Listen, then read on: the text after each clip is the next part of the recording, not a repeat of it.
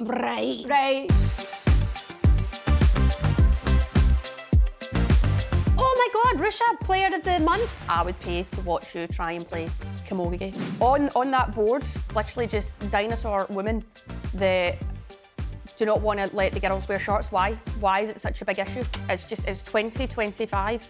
It's mental. I don't like your opinion though. Why are you about so angry about it? It's I blown don't up everywhere on social media. I think somebody just went, right, let's stick that into ChatGPT and see what happens. I don't really think the name affects the league. Let's hope they just keep investing, really pushing the champ. And obviously players themselves have a huge role to play in helping raise the issue. There's 100,000 tonnes of used sportswear that goes into UK landfills every year. Social media is massive, and I think people need to realise that it's fake as well. When I first started out, I got so many hate comments, I started crying. I was like, what's going on? But then I think I just kind of pushed through it and turned it into a positive. It's great to see like more people like me like on screens. I'm a board member as well for the London FA.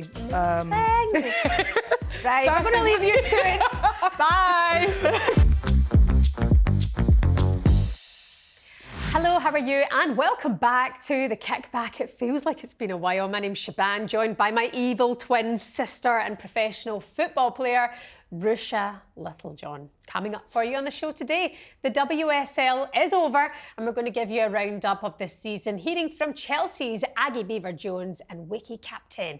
Plus, the Munster Senior Camogie final between Cork and Waterford was cancelled just 16 hours before throw-in because players were going to wear shorts instead of skorts. We'll discuss that. Plus, co-founder of Green Football, Sarah Jacobs, joins us to discuss why the women's game is under threat from climate change. And football content creator and former Spurs player Tyra Mills will be in the studio to talk about her journey in weight loss and social media attention that comes with it. Stay tuned for all of that and much, much more to come on The Kickback.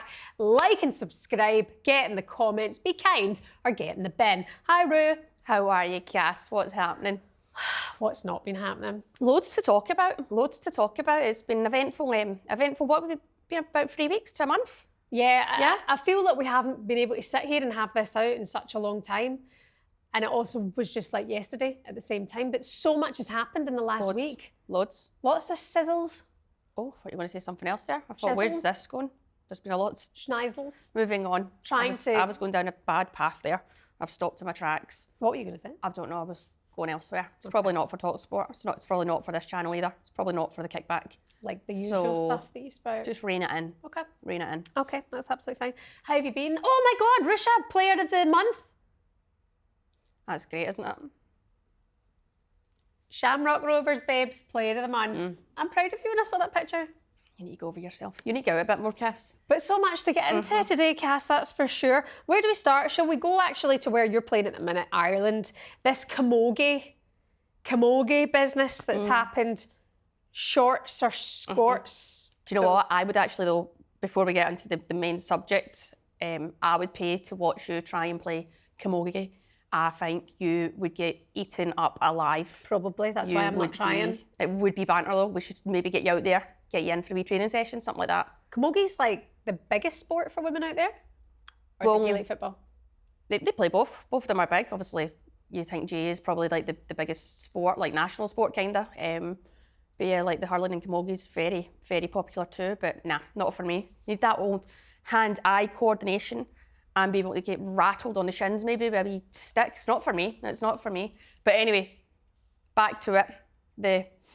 The carnage that has happened around this short wearing incidents is absolutely mental. Yeah. You wonder what people are doing with their life on these boards. And do you know what the fascinating thing is? On that board, it's all women. It's all women. So it's literally just dinosaur women that do not want to let the girls wear shorts. Why? Why is it such a big issue? You're not actually playing. You're not playing. So why would you not want people to be comfortable in what they're wearing? It's just like people just so stuck in their ways. It's mental. So there was a game postponed last week and the players were actually sent in to get changed because they came out wearing shorts instead of wearing their skorts, which, by the way, if you don't know what skorts are, Google it, but they're shorts with like a little skirt on top, like a little skirt flap, basically. I actually think they're quite nice.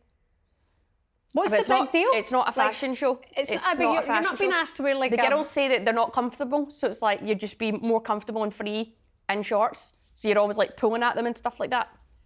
So I'm like, if people are more comfortable wearing shorts, why can't you wear shorts? It's 2025. It's mental. Like, would you not? But uniforms like a thing through all sports. Like there's a uniform in place for a reason, and it like all adheres to like the culture and the why it is and blah blah blah. Like it all goes back to like the history of things, and that's why it was originally like that from the first place. So why make the change if it's Because not the a big girls deal? aren't comfortable. That's How why. uncomfortable are they? Well, enough that they Because want to I can't play in imagine shorts. but does a skirt really You make don't. a The difference? thing is, you've not got a leg to stand on, like, because you don't play sport, so you can't go into how you feel as an athlete. But I can wear shorts because- and skirts, and I know there's no difference. But you're not running about a field under a lot of intensity and strain. I get that. And demand. But I don't why would you not- imagine- you do you know what you've got? You've got people coming for you, Cass, man, because you're miles off it. I don't miles care. off it. It's just an opinion. It's just It's an to opinion, but balance it's a it out. bad one. It's a bad one. Because what? Ruesha, have you ever worn skirts before? Yeah. Right, so it's just like a flap that hangs over. It's not restrictive. It's not tight in Is it any not place. got to be bit in the middle too? Like, it's just like, no, I think the girls are right. If they want to wear comfortable shorts, wear shorts. But they just came out wearing their shorts one day, didn't they? Yeah, and they It got wasn't sent back in. The discussed, game it didn't wasn't go allowed through. to. Yeah, so because both teams decided to do it, they would play the match, and the ref said, no, the game's not going ahead. You have to go in and get changed. Right, but I also think that's fair, and the referee's done his job there based on like what his job is to do, and they have to It's go just wearing a ridiculous. certain It's the thing. power, the people in control of stupid things. It's just stupid. It's not going to affect the outcome of the game. So it wasn't. So just let them be comfortable. Like, and the thing is, you're not playing. So just if that, what was it, like 80% of players? It's quite a high stat.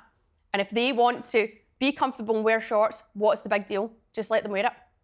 I agree with that. Mm-hmm. I agree that comfort comes first, but you and I both know when it comes to the discussions of like having your periods and wearing white shorts, not everybody gets a vote in that. So some teams will make the decision, no, we're going to stick with these shorts or we're going to change to these shorts, but Well, it's now it's gone becoming through maybe a leadership group. It's team not thing. the whole team that's had a vote. Well, it depends what team you're at. You don't know that. You don't know the ins and outs. You're not within the I don't team. know the details of this, but I'm allowed to have a say on it. Yeah, well, that's what I'm saying. So, yeah, people will... Every team's different. Every team has been different. It's been raised. But now, like, women typically have a choice in sport. Do they want to wear... Like, we've seen Arsenal say they were happy to wear white. And in fairness, what's happened now is the period pants have came a bit further on because they were, like, literally big, stupid, ugly nappies that you would see some of the quality shorts. You would see the sort of padding and stuff through the shorts. So you're like, well, that's not really that's not helping solve anything. Some teams have changed the colour of the shorts. But I think everyone should be allowed to feel comfortable. But people that aren't playing, I don't get how people that actually aren't playing are the ones that are not playing in the current game that are the ones making the call and decisions. 70% of players surveyed discomfort playing in skorts. 65% are concerned about exposure in media content, and 49% experience anxiety about potential period leaks. So this is a story that's really doing the rounds in the last week. Have you seen the Therefore, new... hearing that, do you not go, well, yes, maybe there is a bit of a deal. Maybe they should be able to wear shorts that they feel more safer and comfortable in. Yeah. And stuff like that, yeah. And I said that, but I don't think rocking up one day and deciding we're wearing shorts is going to fly. Yes, because it's obviously been going on for a while, so both teams have spoke to each other, the captains or whatever, have had their dressing room. They've obviously discussed this before the game. Let's try and make a But what was stance the and wear our outcome? shorts that they were hoping they would get. And now it's what the outcome is, they've raised awareness to it. And now the bloody councils are speaking and they've cancelled a final because of it. Is that not pathetic though? They've cancelled a final because they can't let the girls wear shorts right now. Exactly, but what I'm thinking is that it should have been discussed to a level that meant that they didn't have to come out that day and protest. Well, I think they were right to, because again, it would at least they've brought awareness to it. They've brought more awareness to it. There's more eyes on it at the situation. So you could ask, nothing gets done. Sometimes you're better banging the drum and making a bit of noise publicly. Squeaky's wheel cast. Well, there you go. Changed first. I don't like your opinion though. I don't like your opinion, but your opinion's terrible because you're sitting there like a big totty in that chair. And you wouldn't catch Why you moving are you about so a field. angry about it? Because you're like, to have an oh, they should opposing view. just wear them. They should just wear them. I'm like, you can't say that because you're not an athlete in that position. The minute you tell someone that they're not an athlete, the minute I think you've lost the argument. Like, of What do you course mean? I'm not an athlete. No, It but I doesn't mean, mean that on I can't that- have a so view you're- on skorts. But yeah, that's what I'm saying. You don't Not that they've do been asked to that wear sport. a You don't wetsuit. participate in that field. So I'm like, So I'm you having can't a say debate just about wear. it. Yeah, but that's what I'm saying. You can't just be like, yeah, just wear skorts. They are comfortable because I've worn them. when I was sitting at a table doing a podcast. Fine. That is my point. You're right, because you've played professional sports, so obviously you're right on that.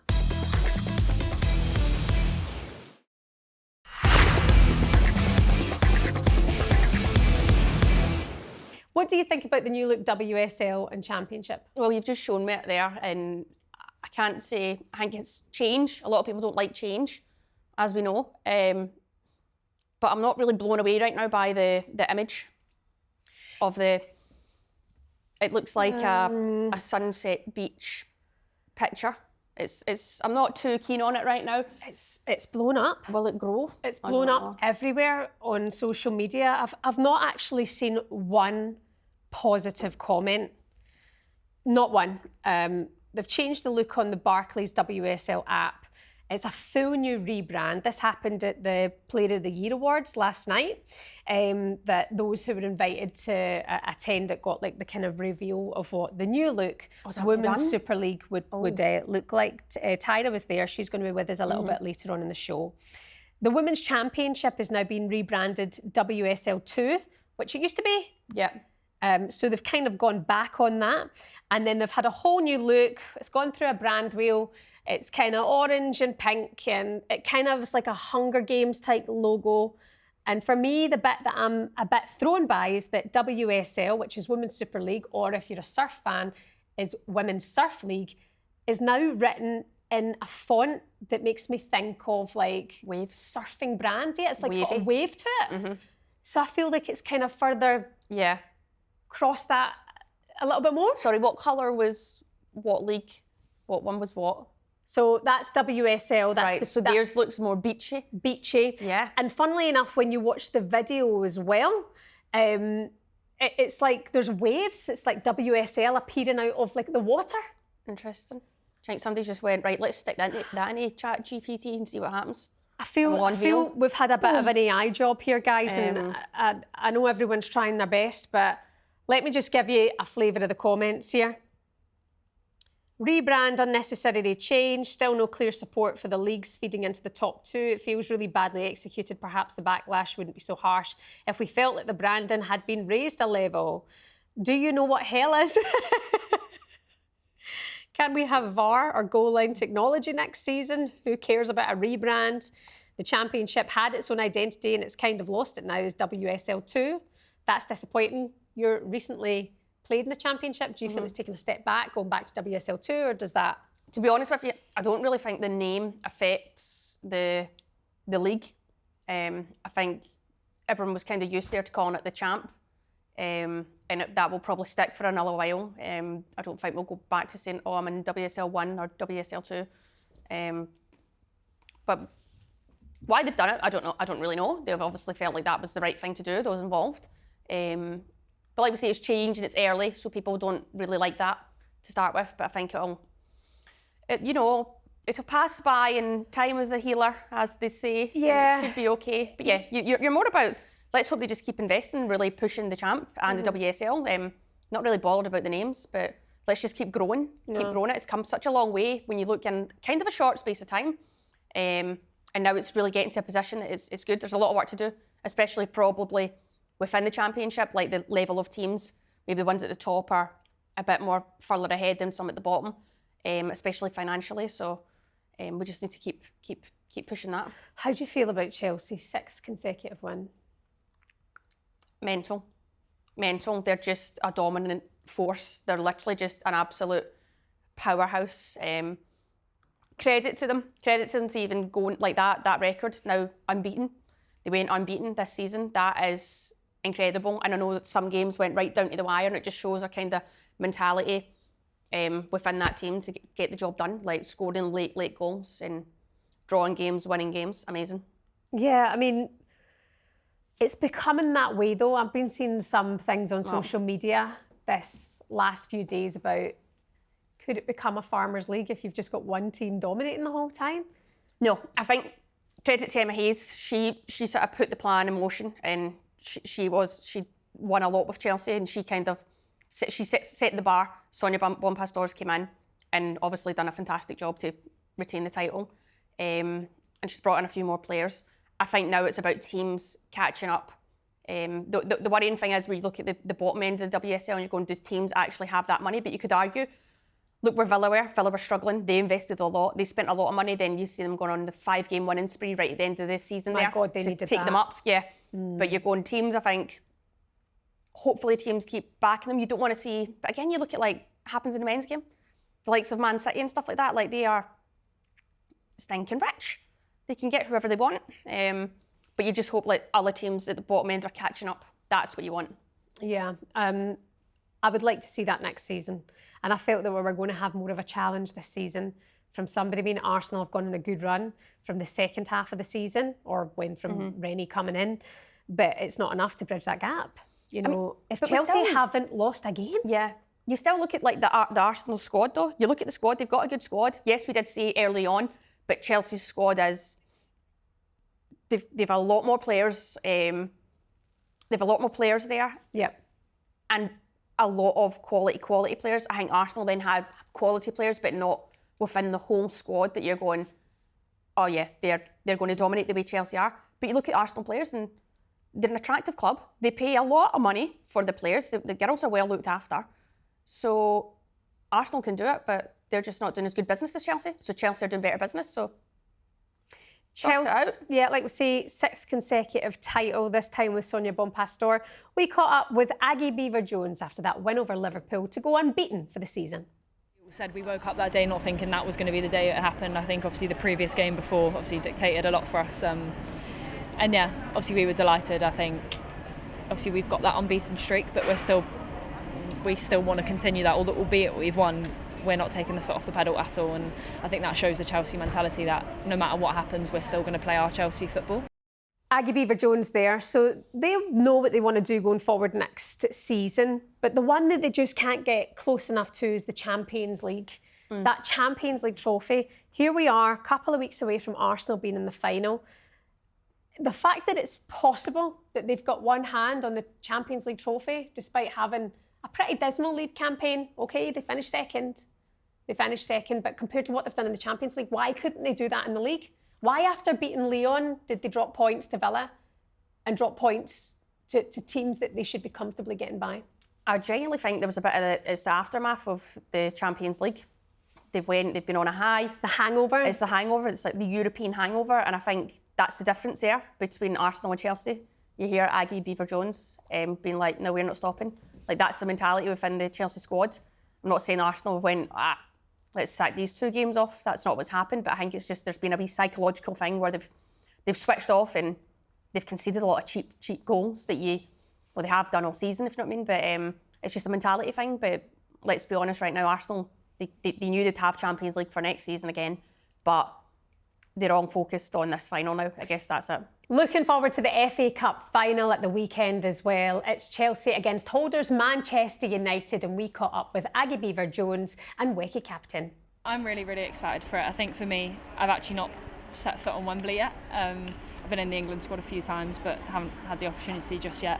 And I think United, obviously, like you said, they're the holders at the moment. I think it'll be a really, really exciting game, and for us, obviously, we're looking to end the season on a high and hopefully get the 3rd trophy. And it was your goal against Liverpool that obviously helped Chelsea get here and get into this position. Where does that goal, popping up in one of the dying minutes of the game to score a winner against Liverpool to get Chelsea through to a major final, rank in terms of important goals in your career that you've scored? Yeah, I think it's definitely up there, probably with the most important goal. I think, if I'm honest, I actually had a few chances where I could have put a goal away earlier. So I said I think the first feeling I actually felt was relief that I just was able to do it. But I'm obviously so aware that it was a team performance as well. And for me, I'm just delighted that I was able to kind of put that goal in.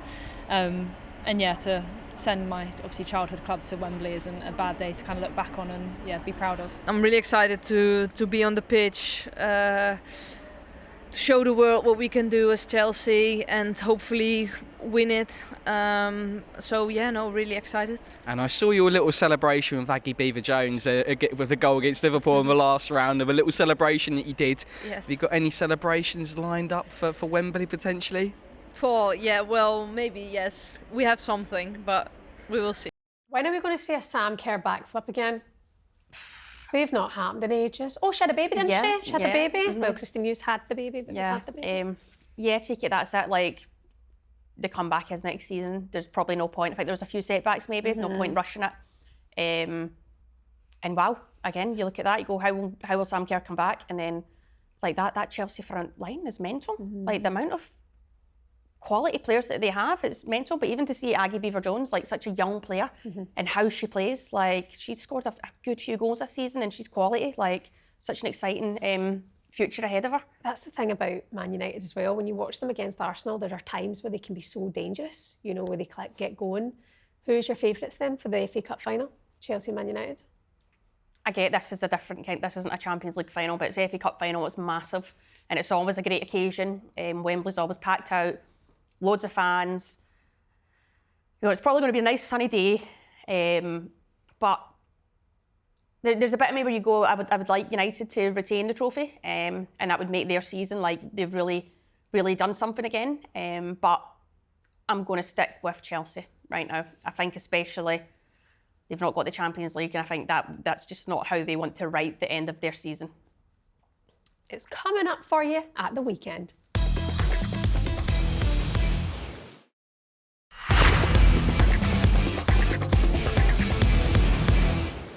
So let's change the tone a little bit, shall we? New research looking at climate threats to pitches has revealed that 3/4 of pitches used by the top 3 tiers of English women's football are projected to be highly affected. With us to explain this in more detail is co-founder of Green Football, Sarah Jacobs. Hello, Sarah, how are you today? Thanks for coming on. Thank you very much for having me. How are you getting on? I mean, tell us about this survey that's been put together and your findings, please. Yeah, thank you.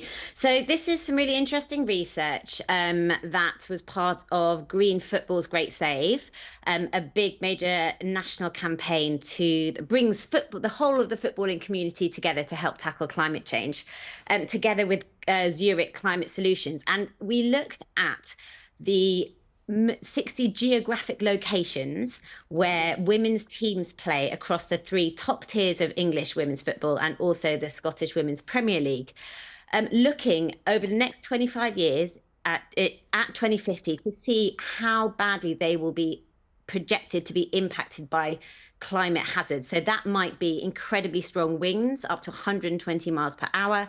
It might be floods, looking at depths up to perhaps 2 meters, extended heat waves. So, you know, more than 2 weeks of extremely, extremely hot temperatures, or the kind of increasing months of drought that much of the UK is facing. And to have a look at the impact that could have on the women's game, and what we as a footballing community and clubs and leagues and all of us involved could do to help mitigate the damage that could cause. And how's the findings in that going? And how do you work on that? Because it's quite a difficult thing to tackle, you know, especially when this is your area and your love and your passion. But how do you tackle climate change to not affect that area that you so much love?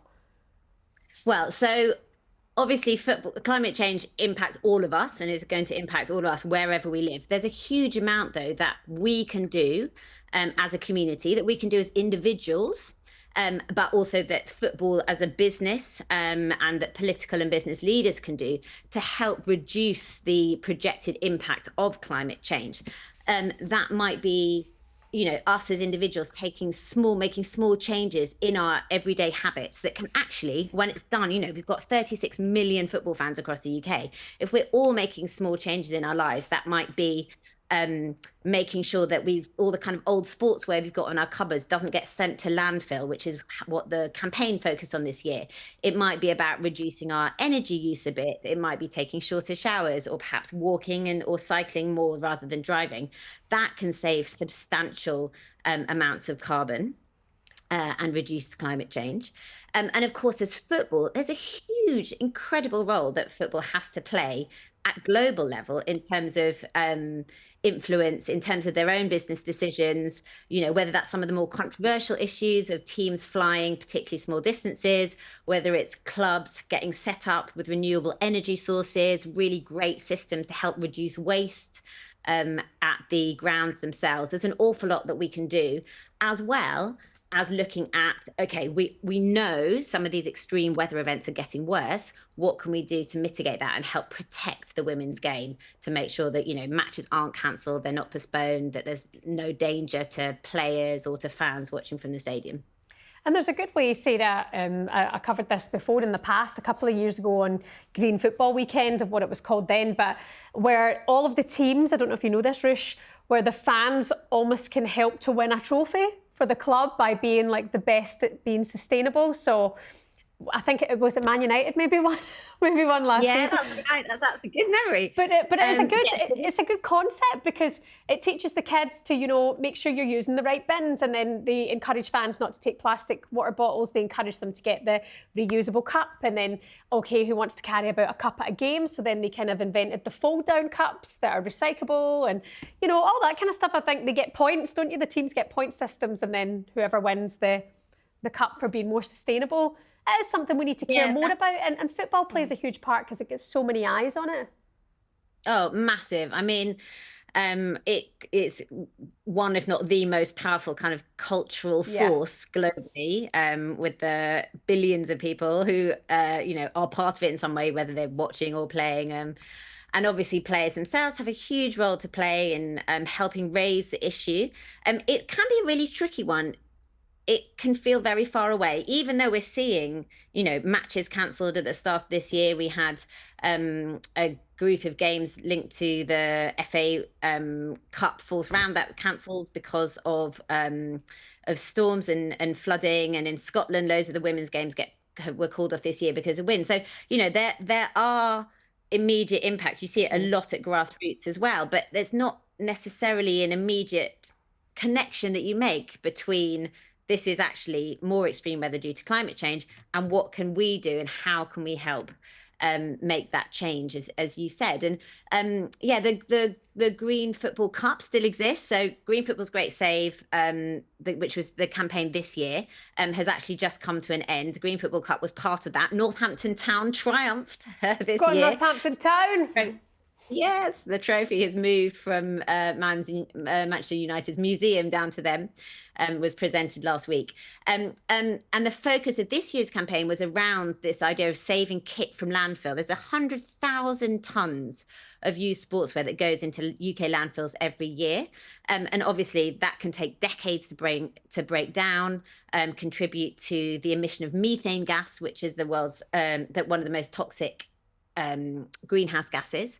But actually, by keeping, you know, your shorts, your tracky bums, whatever it might be, in play for just an extra 9 months, that can reduce its water, its carbon, its waste emissions by nearly a third. So huge impact just by making small changes. And we saw fans around the country donating old sportswear to communities who need it, to friends and family doing clothes swaps. We were partnering with eBay to encourage more people just to sell on, make a bit of money, and make sure that kit continues to get used. And we had incredibly creative activations by loads of clubs and players using old kit to upcycle stuff. So we had Man U's women making amazing kind of kit bags with local school kids. Nottingham Forest were creating, you know, massive flags for the stadium. We even had one club who turned an entire kind of old hospitality box into this amazing, vibrant place for neurodiverse members of their community. Again, upholstering everything with old shirts and stuff. So you understand that, but like obviously from experience playing football, and when you're maybe wearing the same kit, let's be honest, like you're working very hard on it. So sometimes the smell cannot come out of the armpits. Therefore, I'm like, you couldn't be possibly wearing another kit for another 9 months, because especially depending on the type of material. But I think then that's a good, like, if you can maybe save part of the shirt, maybe not the under the armpits, and maybe being creative by making flags, maybe that's a good solution. But yeah, I definitely wouldn't be wanting to send all my smelly shirt to people. So I don't know what the solution is with that one. Well, sometimes that, you know, clothes obviously come to their natural end, and then it's about trying to recycle them through a textiles bank rather than just chucking them away. But, you know, you talk about materials. That's another really important thing that clubs should and could be considering. You know, what sort of material are they making their kit from? You get clubs like Man City who make their kit from recycled textiles. So lots of clubs actually make polyester from recycled bottle tops, which is already better than new polyester, which is actually comes from oil and gas. But you know, where you've got certain types of kit which are fully recyclable. They come already from recycled textiles and then can really easily be reused at the end of it as well. So there's loads of different things that clubs could be and need to be considering when it comes to kit, including, on permanent donation schemes. So making sure that any kit that exists within the club, if it's not used at the end of the season, then that's given down either to, lower league teams or perhaps into community schemes. We've seen some amazing schemes with refugee groups or young kids who otherwise wouldn't necessarily be able to afford the kit that they need to play. And it becomes a huge benefit, obviously for the environment, but also for communities and encouraging more women and girls to play football. And where, Sarah, can fans and football teams start making a change right now?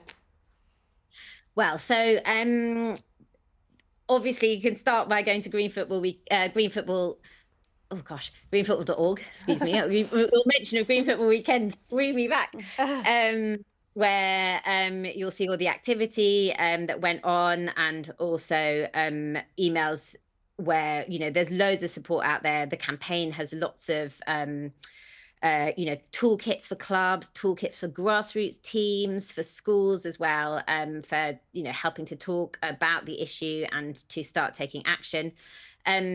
The leagues themselves have some good initiatives. The English Football League has their amazing Green Club scheme where they give lots of support to clubs, again, to start putting in those fundamental kind of building blocks.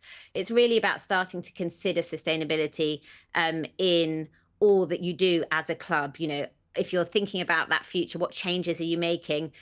How might that impact from a sustainability perspective? Obviously, there are huge commercial benefits and savings that can be made for clubs as well by putting some of this stuff into play. Okay, Sarah Jacobs from Green Football, thank you very much. May the journey continue. And hopefully we'll see the rewards very, very soon. And these pitches won't be affected as it's looking like they might be if things continue this way. Sarah, thank you so much for taking the time to come on. As Sarah says, you can check out greenfootball.org for more information on this. Anyway, moving on, joining us now in the studio is former Spurs under-23 player and football content creator, Tyra Mills.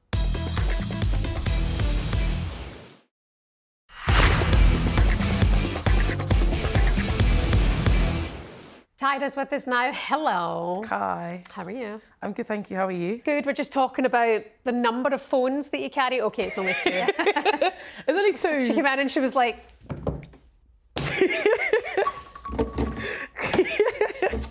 Oh, I actually have 3, but the other one's at home, so... Wait, no! Yeah, I actually have 3. I've got an iPhone 10 as well, but... Stop! It's at home. You know what they say? Never trust a person with 2 phones. That's what they say. But... Yeah. No! I can't. I only carry 2 around, sometimes 1, but yeah. Right, so because we were saying, like, if you've got 2 phones, you're like, like, and you're... No. But that's not, this is just your job. It's this just is my the job, content, and then there's work as well, because I work still. So there's a lot to balance. And obviously you work with under 18-year-olds, you can't give them your number because it's just safeguarding, so they trying to cover my back here, yeah. Okay, true. Trying to cover my back here too. I love my job, so and my DBS is clean, and that's how it's staying. So I'm not trying to get in trouble. No. It feels like you're really talking yourself. Like that, checking up the DBS background. Let's give you the intro you deserve. Former under-23 Spurs player, now turns content creator, which I have to say you're doing a smashing job. Thank you so much. I appreciate it. How's everything going? It's going. It's a lot. There's content is a journey. I think on social media you see it as like we are hit every event, but like it's so time consuming. Like, yeah, it's very lonely as well. Like going to events by yourself, coming home by yourself, editing by yourself. It's a lot. It's a lot. But I'm enjoying it. I'm liking it. I'm inspiring other people as well. So yeah, I'm happy. And there's such a space as well for content, particularly in women's football. Yeah, I think women's football's massive and it's just getting bigger and bigger.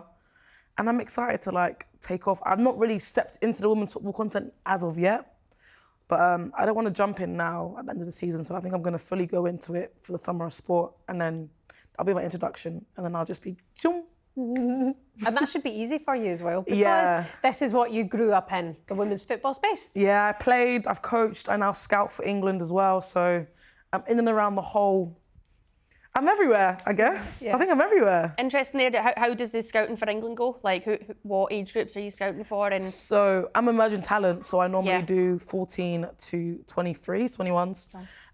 So I go to the academy games, I go to grassroots games, I go to events as well, and then we look at players. But I do player care as well, so the girls just see me on social media, oh my gosh, you're the girl that does bicycle kicks, and then we just kind of connect. Yeah. So I get more information that way as well. Like, oh, what is position do you it play? you're looking for when you're actually scouting these players? Like, how does that work?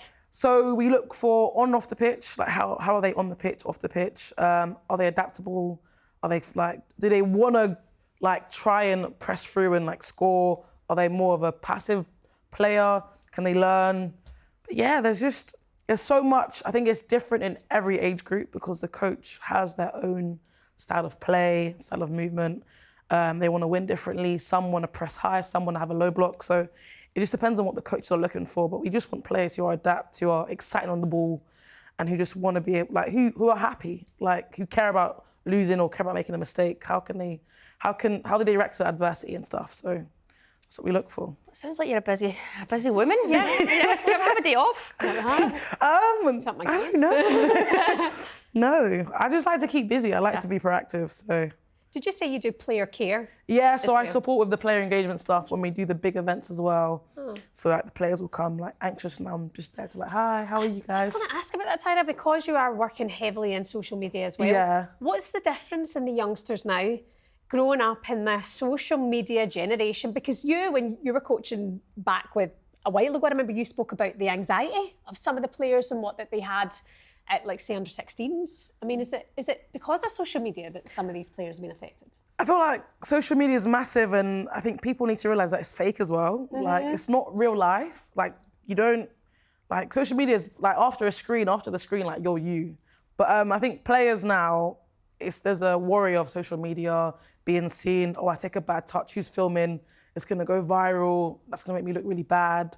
So, like, there's a lot of pros and cons. I think some pros are like... Me on my social media, I'm very vulnerable. I speak about weight loss, I speak about mental health, I speak about body image and, like, failing sometimes. But a lot of other people don't. So I feel like the society is you've got to be perfect. And if you're not perfect, you're not doing well. But really and truly, like, mistakes will happen. And I feel like we need to embrace them more and not kind of push them to the side. But I feel like young players now are seeing both sides, but I feel like it's still there's a massive gap between wanting to make a mistake and trying hard to, like, do your best and not make a mistake, or trying hard to just forget about social media. But I feel like, yeah, it affects everyone, I think. It definitely seems that we're in this space where hopefully we will learn that it's been so negative, you know, that players will actually maybe stay away from it for a while. And not just players, you know, in all walks of life, it is definitely affecting a generation, that's for sure. I just wondered, with the player care role that you've got, is it more visible, and has that got something to do with it, I guess? You know? I feel like some of the girls I speak to, and they don't really post themselves on social media. Maybe it's a fear, anxiety. The comments are horrendous, like atrocious. So to be fair, I wouldn't advise anyone to, like, go on it if you're very, like, uncomfortable with yourself, because it does get a lot sometimes. Like, when I first started out, I got so many hate comments. I started crying. I was like, what's going on? But then I think I just kind of pushed through it and turned it into a positive. But, like, not everyone has that mindset. So it can affect a lot of people where you get a hate comment, multiple hate comments, and you just, like, want to stop, or you, like, start self-harming. And then it's like a down road from there. Gosh, I mean, I know you're very open and honest, and I've had a look at your social media pages and stuff, and how much of an impact is that having now in women's football? Body positivity or body confidence, weight, etc. Because this actually affected you in your playing journey. Yeah, I stopped playing because of my weight, to be fair. Like, I was playing for Spurs, and then I went on a TV show called The Ultimate Goal, and then I didn't get through to, like, the next round. And I was just like, I thought I did really well, but maybe it's just like pick of the draw. Like, maybe I wasn't good enough on like their point of view. But I really thought it was to do with my weight as well, because looking at everyone else and compared to me, I was probably one of the biggest players. And I was just like, oh, okay, maybe it could be that. And I was speaking to a few of my friends, and they was like, yeah, it probably is that. And I was like, okay. So then I just stopped playing for a bit, and then I went into, like, coaching and scouting. They actually brought me back the next season to become a coach, and I was like, okay, great. And then kind of just stopped. I fell out of love with the game, and then I got into content creation, and then it kind of blew up from there. But then it blew down because of the hate comments and stuff. And then I just kind of spun it to a positive way of like Anti-Bullying Week in November last year, I did like a whole positive like video. And then I put all the hate comments on the screen, and it was just very powerful. I mean, you've mentioned this as well in terms of at the professional level, how it's not all just about your size, like we're all different. We're all different, Yeah. you know, everything is different. How much do you see that now, Ruesha, at the professional level, where players are being focused on because of their weight, or is that something you don't see at the top level anymore? I feel like when you're at the professional end of football, I feel like it's part of our job to maybe be athletic. Do you know what I mean? But then you would actually see, like I've seen it in changing rooms before. I'm quite honest. I've struggled with my nutrition at times, and I could see myself, and I put on a bit of weight, and I'm like, right, okay. But we didn't always have access. So you're saying when you played, you probably didn't have access all the time to help. And you're like, it's actually such an important part of the game. And if you've not got access, it's a real challenge. Now that we're later on in the game, you've got nutritionists and stuff in, and these girls that are in training every day, their food's there for them. Do you know what I mean? So it's a lot easier nowadays. But I guess when you're at the professional level, it's important because you have to be able to like last 90 minutes. Do you know what I mean? And be performing at a high intensity. Do you know what I mean? But there would be that thing with body image that can happen. That can happen in the changing room, and you could be going. There's some girls that are like absolutely shredded, like they're ripped, boom, and you get some people that are just not. But at the end of the day, you go football now. It's about your performance, and it shouldn't be about body image, and that's been in the game recently, and that's something that we're trying to kind of change, and it's like that. So you've got really good nutritionists now that like it's not how you look, it's how you perform. Yeah, which is an important message. Hearing Alessia Russo speak out on that matter, Yeah. hearing the likes of Fran Kirby speaking out on that, you know, body image as well. But that's the thing, and we've discussed this so many times, Tyra, with social media. People aren't really there to be kind. No. You know, they're there to tear you down. You know, and you're good. You've got that mindset to say, actually, I'm going to turn this into a positive. It's hard. Like sometimes I want to tell people to just shut up and like. You can do that too. So that I'd rather go and I just get back at them like, I sometimes get back at people. I'm like, but I'm better than you. Like, allow it. But I'm just like, but there's young people who watch my stuff, and like, I don't want to seem like just an aggressive person or like a rude person. So I just be like, yeah, cool. Like, where are you? Where I am? Like, allow it. I'd love to, like, I'm like, jump in the ring, let's have a boxing match. Yeah. But like, I'll punch you up. But I'm like, you know what? As a scout and a public figure, DBS I'm check. Just, like, just catch me outside, innit? No cameras. Just,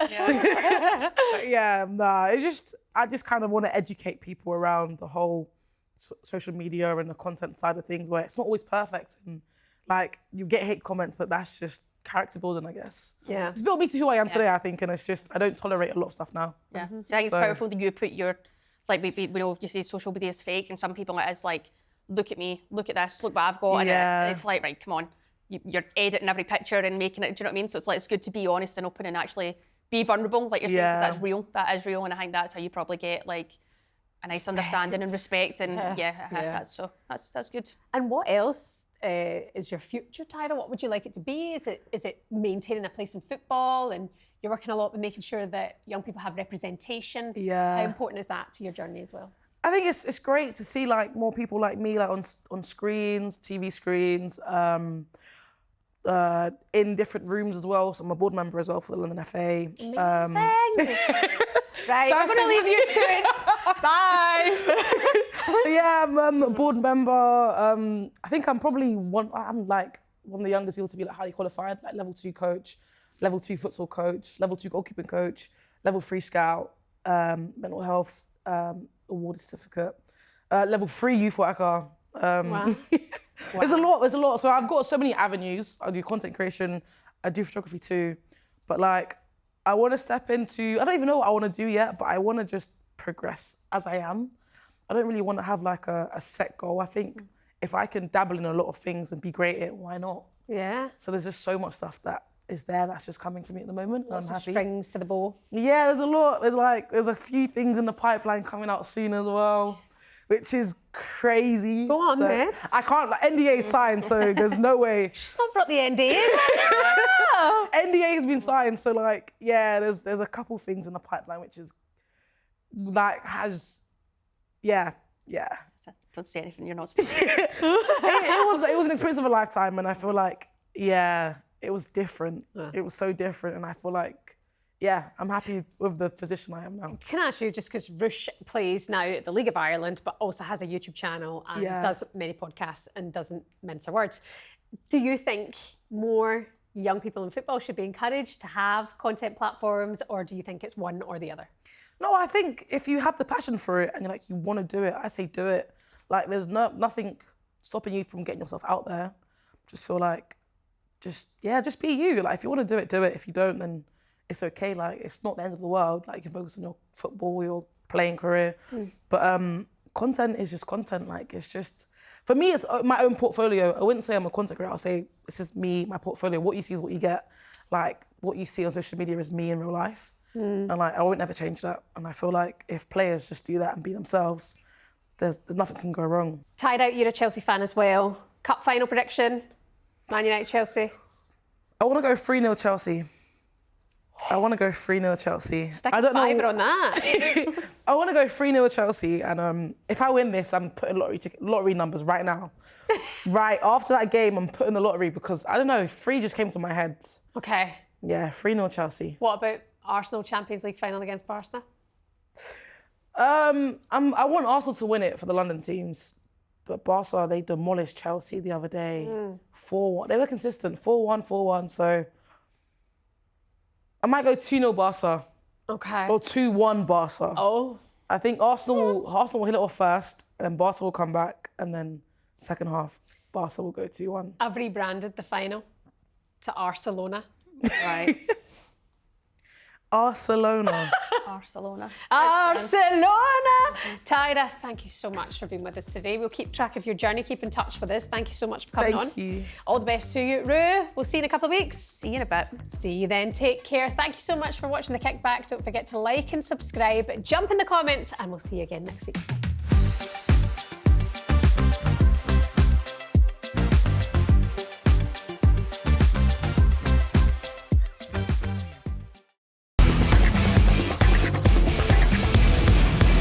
Not just her, but the whole squad are underperforming. I've been there, I've been that statistic. I think it's something like 1 million girls in the UK drop out of sport every year.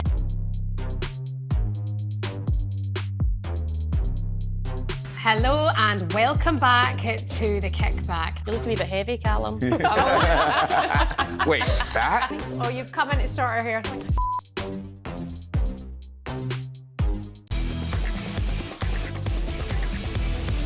You seem to have been running around upsetting people, Spencer, you treacherous little hound. Boom! Like that. That's where he was getting stuck. Usyk the one, coming